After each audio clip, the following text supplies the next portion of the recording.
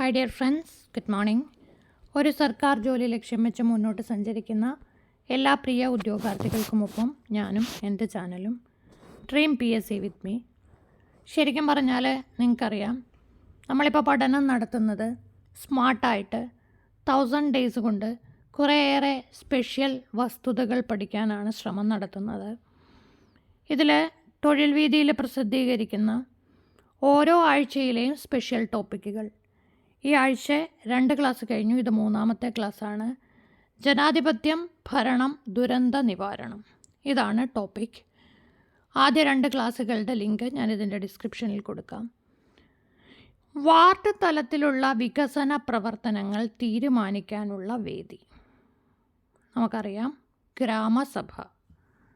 ഗ്രാമസഭ എന്ന് പറയുമ്പോൾ ജനാധിപത്യ ഭരണക്രമത്തിൽ സാധാരണ ജനങ്ങൾക്ക് ഭരണത്തിൽ നേരിട്ട് പങ്കാളിത്തം ലഭിക്കുന്ന ഒരേ ഒരു സംവിധാനമാണ് ഗ്രാമസഭ.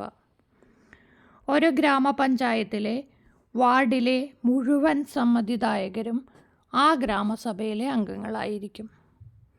ബന്ധപ്പെട്ട ഗ്രാമപഞ്ചായത്തിൻ്റെ അംഗമാണ് ഗ്രാമസഭയുടെ കൺവീനർ. ഗ്രാമപഞ്ചായത്തിൻ്റെ പ്രസിഡൻ്റാണ് ഗ്രാമസഭയുടെ അധ്യക്ഷൻ. ഒരു വർഷത്തിൽ 4 തവണയെങ്കിലും ഗ്രാമസഭ യോഗം ചേരണം. ആകെ ഗ്രാമസഭകളുടെ 10% ക്വാറം. എന്നാൽ ക്വാറം തികയാതെ മാറ്റിവെച്ച് പിന്നീട് ചേരുമ്പോൾ 50% ക്വാറം ആയിരിക്കണം. 10%-ത്തിലധികം സമ്മതിദായകർ രേഖാമൂലം ആവശ്യപ്പെട്ടാൽ 2 സാധാരണ യോഗങ്ങൾക്കിടയിൽ ഒരു പ്രത്യേക യോഗവും ചേരേണ്ടതുണ്ട്. അടുത്തത് കേവല ഭൂരിപക്ഷ വ്യവസ്ഥ. ശരിയായ പ്രസ്താവനകൾ ഏതെല്ലാം? കേവല ഭൂരിപക്ഷ വ്യവസ്ഥ പ്രകാരം ഓരോ നിയോജകമണ്ഡലവും ഓരോ പ്രതിനിധിയെ തിരഞ്ഞെടുക്കുന്നു. മത്സരിക്കുന്ന സ്ഥാനാർത്ഥികളിൽ ഏറ്റവും കൂടുതൽ വോട്ട് കിട്ടിയയാൾ തിരഞ്ഞെടുക്കപ്പെട്ടതായി പ്രഖ്യാപിക്കുന്നു. രണ്ടാമത്, മറ്റു സ്ഥാനാർത്ഥികളെക്കാൾ കൂടുതൽ വോട്ട് കിട്ടുന്ന സ്ഥാനാർത്ഥിയാണ് തിരഞ്ഞെടുക്കപ്പെടുന്നത്. വിജയിച്ച സ്ഥാനാർത്ഥിക്ക് ഭൂരിപക്ഷം വോട്ടുകൾ ലഭിക്കേണ്ട ആവശ്യമില്ല. First past the post system, ആപേക്ഷിക ഭൂരിപക്ഷ വ്യവസ്ഥ, ബഹുത്വ സമ്പ്രദായം, ഇതെല്ലാം കേവല ഭൂരിപക്ഷ വ്യവസ്ഥയുടെ മറ്റു പേരുകളാണ്. First past the post system ഇന്ത്യയിൽ ലോകസഭയിലേക്കും സംസ്ഥാന നിയമസഭകളിലേക്കും പ്രാദേശിക സ്ഥാപനങ്ങളിലേക്കും ഒക്കെയുള്ള തിരഞ്ഞെടുപ്പ് കേവല ഭൂരിപക്ഷ സമ്പ്രദായം അടിസ്ഥാനപ്പെടുത്തിയാണ്. ഇത് പ്രകാരം ഒരു സ്ഥാനാർത്ഥിക്ക് തിരഞ്ഞെടുക്കപ്പെടാൻ ആപേക്ഷികമായ ഭൂരിപക്ഷം മതി. ലോക്സഭാ തിരഞ്ഞെടുപ്പിന് വേണ്ടി രാജ്യം മുഴുവൻ 543 നിയോജക മണ്ഡലങ്ങളായി വിഭജിച്ചിരിക്കുന്നു. ഓരോ നിയോജക മണ്ഡലത്തിൽ നിന്നും ഒരു പ്രതിനിധിയെ വീതം തിരഞ്ഞെടുക്കുന്നു. ഒരു മണ്ഡലത്തിൽ നിന്ന് ഏറ്റവും കൂടുതൽ വോട്ട് ലഭിക്കുന്ന സ്ഥാനാർത്ഥിയെ വിജയിയായി പ്രഖ്യാപിക്കുന്നു. അടുത്തത് ശരിയായ ജോഡി കണ്ടെത്തുക. പ്രസിഡന്റ് പരോക്ഷ തിരഞ്ഞെടുപ്പ്, ലോകസഭ പ്രത്യക്ഷ തിരഞ്ഞെടുപ്പ്, രാജ്യസഭ പരോക്ഷ തിരഞ്ഞെടുപ്പ്, ഈ 3 ശരിയാണ്. ജനങ്ങൾ നേരിട്ടുള്ള തിരഞ്ഞെടുപ്പിലൂടെയാണ് ലോക്സഭാ അംഗങ്ങളെ തിരഞ്ഞെടുക്കുന്നത്. 18 വയസ്സിന് മുകളിൽ പ്രായമുള്ള രാജ്യത്തെ ഓരോ പൗരനും തിരഞ്ഞെടുപ്പിൽ വോട്ട് ചെയ്യാം. ജനങ്ങൾക്ക് വേണ്ടി ജനങ്ങളാൽ നടത്തപ്പെടുന്ന ഭരണമാണ് ജനാധിപത്യം. ആരുടെ വാക്കുകൾ? Abraham Lincoln. അമേരിക്കൻ ഐക്യനാടുകളുടെ 16ാമത്തെ പ്രസിഡൻ്റായിരുന്നു എബ്രഹാം ലിങ്കൺ. അമേരിക്കൻ ഐക്യനാടുകളിലെ ഏറ്റവും വലിയ ആഭ്യന്തര പ്രതിസന്ധിയായിരുന്ന സിവിൽ യുദ്ധകാലത്ത് രാജ്യത്തെ വിജയകരമായി മുന്നോട്ട് നയിച്ച നേതാവായിരുന്നു ലിങ്കൺ. അമേരിക്കയിൽ അടിമത്തത്തിനെതിരെയുള്ള പോരാട്ടത്തിൻ്റെ മുഖ്യ നായകൻ. 1860 പൊതുതിരഞ്ഞെടുപ്പിൽ റിപ്പബ്ലിക്കൻ പാർട്ടി സ്ഥാനാർത്ഥിയായി മത്സരിച്ചാണ് അദ്ദേഹം പ്രസിഡൻ്റായത്. റിപ്പബ്ലിക്കൻ പാർട്ടിയെ പ്രതിനിധീകരിച്ച ആദ്യത്തെ US പ്രസിഡൻറ്റും ലിങ്കൺ ആയിരുന്നു. പൊതുഭരണം എന്നാൽ ഗവൺമെൻറ് ഭരണത്തെ സംബന്ധിക്കുന്നതാണ്.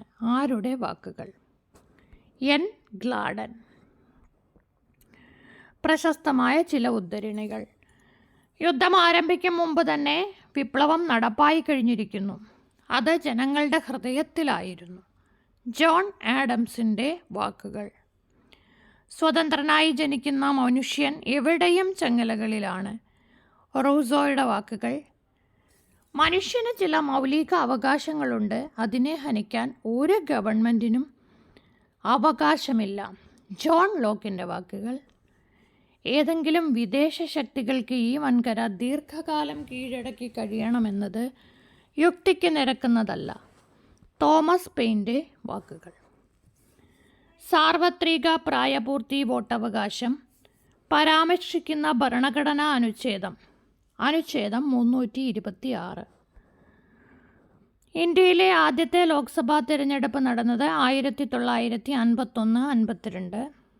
ഇന്ത്യയിൽ ഏറ്റവും കുറഞ്ഞ വോട്ടിംഗ് പ്രായം 18 വയസ്സ്. സ്വതന്ത്ര ഇന്ത്യയിലെ ആദ്യ വോട്ടർ ശ്യാം ശരൺ നേഗി.